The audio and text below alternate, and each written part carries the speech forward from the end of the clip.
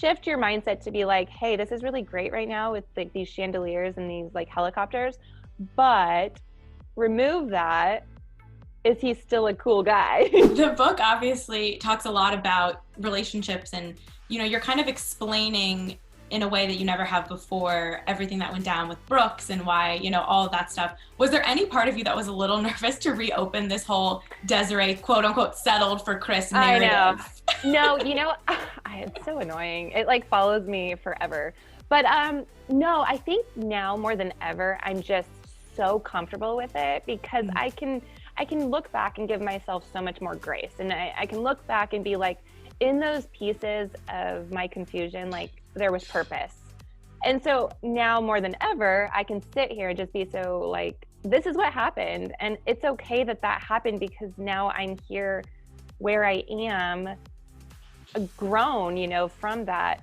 And hopefully it can help other people get through heartbreak and rejection. But yeah, I don't know. I think it feels good to open it back up. And yeah, it's been years and years and years, but I had to also go through other personal things to really be able to, I think, write it from a place of, I don't know, healing and a place of confidence to be like I just mentioned, this is what happened, but this is where I am now, and this is what can happen for you too. I loved a line you wrote about confusing communication with compliments in that whole thing too. Can you tell me a little bit about that and my listeners a little bit about that? Because I feel like that is a lesson that is not just in the Bachelor world, and that's something we can all take.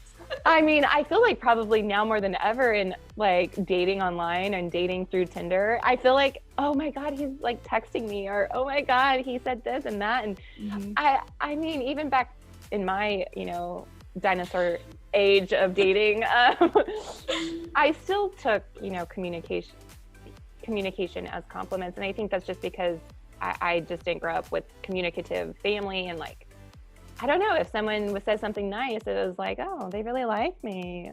And so I think it's important to know whether it's just them talking and being like charming, or if it's truly like they like you. Because I think as women and men, we tend to just overthink things, but also make things what they aren't when you like someone.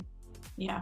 Fair. Something that is a little bit more Bachelor specific is like the fairy tale dates. And you I feel like when telling the Brooke story, you were sure to mention, like, we were in a wedding dress and in a tux on our first date, and he, whisked me away to the Hollywood sign. Like there was a lot of that like Bachelor magic in that relationship. Do you think that what would you tell a Bachelorette, a lead, of how to navigate, like, this is great and how fun it is to get to like live this like lifestyle, but also looking past like, oh, do I like this guy because he happened to get the wedding date? Yeah. No, that's good.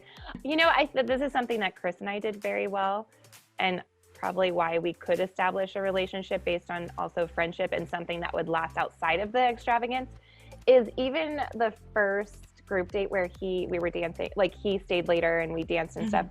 We were pretending in that moment to not be on a show, and we were pretending to just be like at a like bar, and like he just picked me up and we're just getting to know each other. And so I think it's important to also do that, like shift your mindset to be like, hey, this is really great right now with like these chandeliers and these like helicopters, but remove that.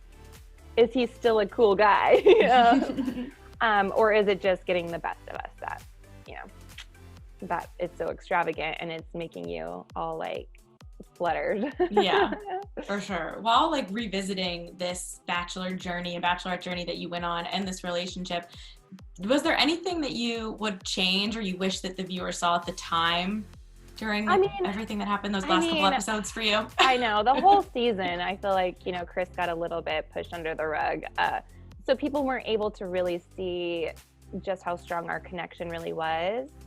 I know there were people who did, but the Brooke stuff got overshadowed all of that. So I wish that was shown more, because Chris got the edit of like being super romantic with his poems, but he's also super funny and quirky. So like, I kind of wish some of that was shown, just to be like, I didn't just fall in love because of the poems. Like, he's a really funny, like, cool guy.